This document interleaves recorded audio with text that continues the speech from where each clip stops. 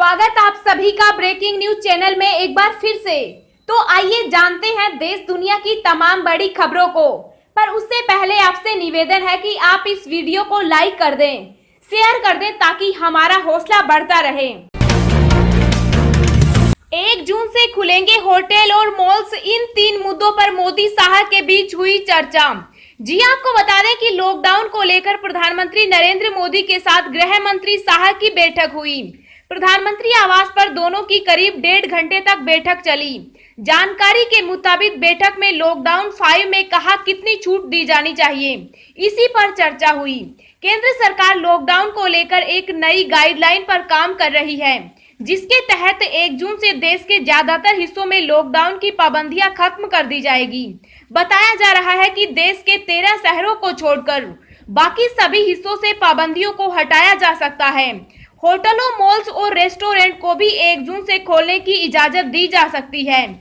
मुख्यमंत्रियों के साथ बातचीत के बाद गृह मंत्री अमित शाह ने प्रधानमंत्री मोदी से नई गाइडलाइन पर चर्चा की। जानकारी के मुताबिक आज अगले 15 दिनों के लिए देश भर में लागू किए जाने वाले दिशा निर्देशों को जारी किया जा सकता है। इन 3 मुद्दों पर हुई चर्चा। रेड जोन या कंटेनमेंट जोन को फिर से किया जाएगा परिभाषित।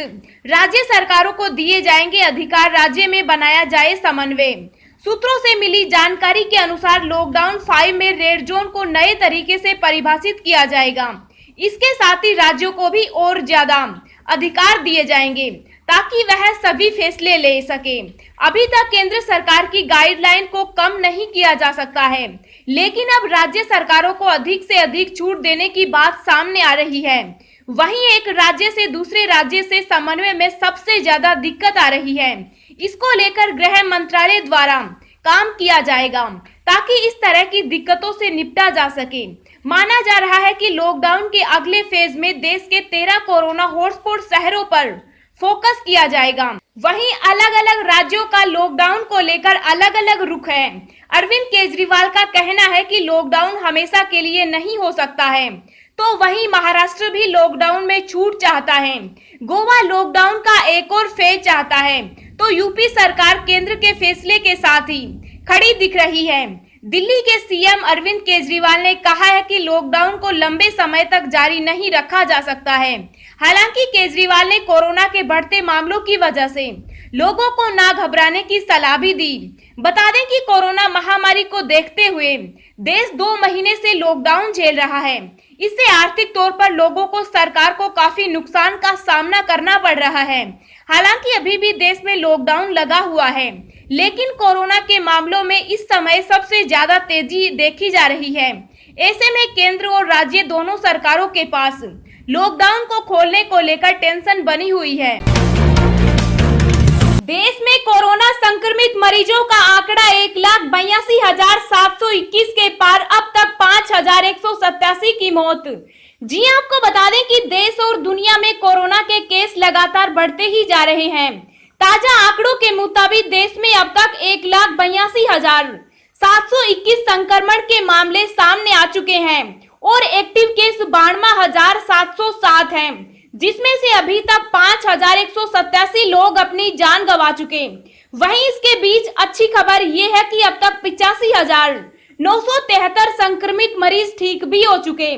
दुनिया भर में कोरोना वायरस की वजह से कुल 3,69,837 लोगों की जान जा चुकी है, जबकि वायरस से संक्रमित लोगों की संख्या 60,14,245 हो गई है। इनमें एक्टिव केस 31,26,033 हैं और खुशी की बात यह है कि अब तक 25,73,675 लोग ठीक हो चुके हैं। आरोग्य सेतु ऐप में कमी ढूंढने वाले को मिलेगा 4 लाख तक का इनाम, सरकार ने लॉन्च किया बाउंटी प्रोग्राम। जी आपको बता दें कि कोरोना वायरस मरीजों को ट्रैक करने के लिए भारत सरकार ने आरोग्य सेतु ऐप लॉन्च किया था। कुछ ही समय में इस ऐप ने काफी लोकप्रियता हासिल कर ली, लेकिन पिछले कुछ दिनों से इस ऐप की प्राइवेसी पॉलिसी पर कई तरह के सवाल उठाए जा रहे हैं। वहीं अब पब्लिक डिमांड पर इस ऐप के सोर्स कोड को पब्लिक कर दिया गया है। लगातार विपक्ष के उठते सवालों के बीच केंद्र सरकार ने आरोग्य सेतु ऐप में कमी ढूंढने के लिए बग बाउंटी प्रोग्राम लॉन्च किया है। इस प्रोग्राम के तहत ऐप में खामी ढूंढने वालों को सरकार 4 लाख तक का इनाम देगी। इस इनामी राशि को 4 कैटेगरी में रखा गया है। सरकार की तरफ से अगर आरोग्य सेतु ऐप को लेकर किसी के मन में कोई सवाल है या फिर कोई कमी या सुझाव है तो उसका स्वागत है। आरोग्य सेतु ऐप में सेफ्टी की 3 कैटेगरी में 1 लाख रुपए का इनाम रखा गया है। इसके साथ ही कोड में सुधार के लिए सुझाव देने पर 1 लाख का इनाम रखा गया है। बाउंटी प्रोग्राम में हिस्सा लेने वाले लोगों को ऐप का ओपन सोर्स रिसर्च कम्युनिटी के लिए अवेलेबल करवाना होगा, जिसके तहत यूजर्स और रिसर्चर ऐप की प्राइवेसी और सुरक्षा की कमी की जानकारी दे सकते हैं। गौरतलब है कि कोरोना संक्रमण की रोकथाम के लिए भारत सरकार ने 2 अप्रैल 2020 को आरोग्य सेतु ऐप लॉन्च किया था। ये ऐप बताता है कि उसके आसपास कोई कोरोना संक्रमित व्यक्ति है या नहीं। इस ऐप को अब तक 11 करोड़ से ज्यादा लोग डाउनलोड कर चुके हैं। बीसीसीआई ने खेल रत्न के लिए रोहित शर्मा और अर्जुन अवार्ड के लिए शिखर धवन, ईशांत शर्मा का नाम भेजा। जी आपको बता दें कि पिछले साल एक दिवसीय विश्व कप में शानदार प्रदर्शन करने वाले रोहित शर्मा की बीसीसीआई ने खेल रत्न पुरस्कार के लिए सिफारिश की है। भारतीय क्रिकेट बोर्ड ने शनिवार को यह जानकारी दी। रोहित के सलामी जोड़ीदार शिखर धवन का नाम एक बार फिर अर्जुन पुरस्कार के लिए भेजा गया है।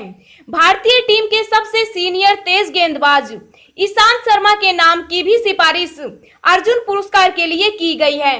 बता दें कि बाएं हाथ के बल्लेबाज धवन 2018 में अर्जुन पुरस्कार से चूक गए थे। महिला वर्ग में ऑलराउंडर दीप्ति शर्मा का नाम अर्जुन पुरस्कार के लिए भेजा गया है, जो पिछले 3 साल से वनडे और T20 दोनों में शानदार प्रदर्शन कर रही है। भारतीय कप्तान विराट कोहली को 2018 में राजीव गांधी खेल रत्न पुरस्कार दिया गया था। इस साल के अर्जुन अवार्ड और खेल रत्न के लिए जनवरी 2016 से दिसंबर 2019 तक के लिए प्रदर्शन पर विचार किया जाएगा। बता दें कि कोरोना वायरस की वजह से इस बार खेल मंत्रालय ने राष्ट्रीय खेल पुरस्कारों के दावेदारों से नामांकन ईमेल से मंगवाए हैं। आमतौर पर नामांकन भेजने की प्रक्रिया अप्रैल में ही शुरू हो जाती है, लेकिन इस बार लॉकडाउन की वजह से मई में आवेदन मांगे गए हैं। 1 जून से इन राज्यों में महंगा हो जाएगा पेट्रोल डीजल, जानिए क्यों। जी आपको बता दें कि जम्मू कश्मीर में पेट्रोल पर टैक्स 2 रुपए प्रति लीटर बढ़ा दिया है।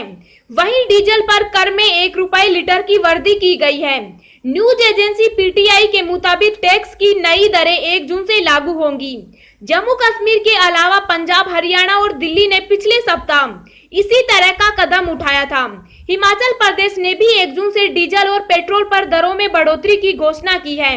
जम्मू में मौजूदा पेट्रोल 70.04 पैसे और डीजल 62.08 पैसे बिक रहा है।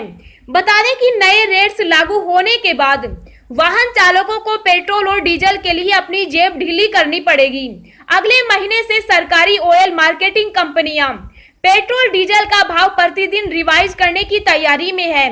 मीडिया रिपोर्ट्स में आधिकारिक सूत्रों के हवाले से कहा गया है कि तेल मार्केटिंग करने वाली सरकारी कंपनियां खुदरा ईंधन को लेकर पिछले सप्ताह एक बैठक की थी। इस बैठक में मौजूदा हालत का जायजा लेते हुए लॉकडाउन के बाद के लिए रोड मैप तैयार किया गया।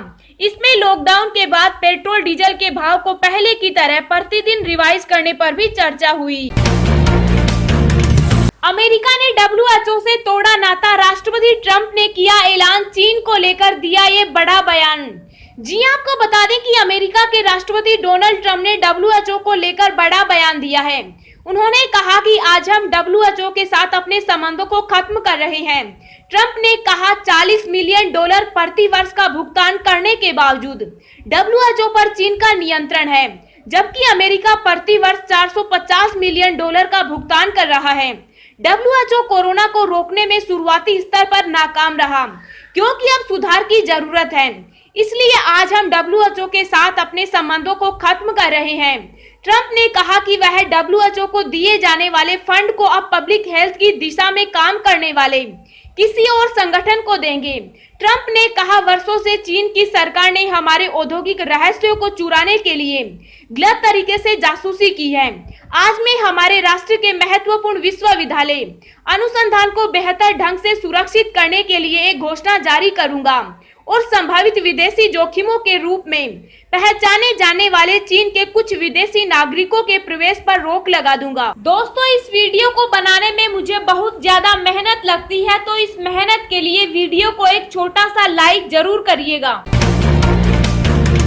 अब 11 अंकों का होगा आपका मोबाइल नंबर। जी आपको बता दें कि फिलहाल हमारा मोबाइल नंबर 10 अंकों का है, लेकिन अब यह 11 अंकों का हो सकता है।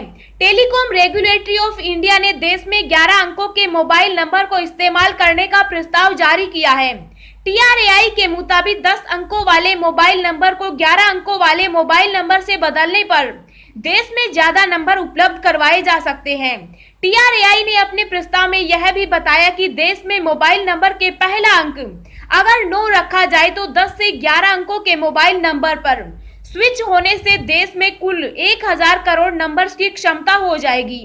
TRAI के मुताबिक 70% यूटिलाइजेशन और मौजूदा पॉलिसी के साथ 700 करोड़ कनेक्शन होने तक के लिए काफी है। इसके अलावा TRAI ने फिक्स लाइन से कॉल करते वक्त मोबाइल नंबर के आगे 0 लगाने की भी बात कही।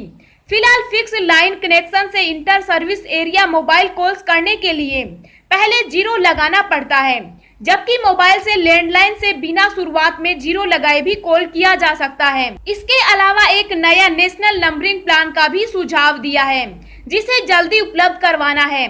साथ ही TRAI ने डोनगल्स के लिए इस्तेमाल होने वाले मोबाइल नंबर को 10 अंकों से बढ़ाकर 13 अंकों का सुझाव दिया है। यानी अब जल्द ही आपका 10 अंकों का मोबाइल नंबर 11 अंकों का होने वाला है। अब हम आपको अगले 24 घंटों के संभावित मौसम पूर्वानुमान के बारे में बता रहे हैं। अगले 24 घंटों के दौरान केरल में मानसून के आगमन के साथ ही अगले 24 घंटों में लक्षद्वीप में भारी से अति भारी बारिश होने की संभावना है। केरल में भी अच्छी बारिश कई स्थानों पर देखने को मिलेगी। कर्नाटक, अंडमान व निकोबार द्वीप समूह और तेलंगाना के कुछ हिस्सों में हल्की से मध्यम बारिश के साथ तेज वर्षा के आसार हैं। असम, मेघालय, त्रिपुरा और छत्तीसगढ़ में ऐसी ही बारिश की उम्मीद है। शेष पूर्वोत्तर भारत, पश्चिमी हिमालय राज्यों, उत्तर प्रदेश, बिहार के कुछ हिस्सों, पश्चिम बंगाल, झारखंड, विदर्भ, पंजाब, हरियाणा, दिल्ली, राजस्थान, मध्य प्रदेश के पूर्वी और उत्तरी हिस्सों, रायलसीमा और तमिलनाडु में हल्की से मध्यम बारिश का अनुमान है। देश के विभिन्न भागों में शुरू हुई बारिश और केरल में मानसून के दस्तक देने के साथ देश से हीट वेव समाप्त हो जाएगी।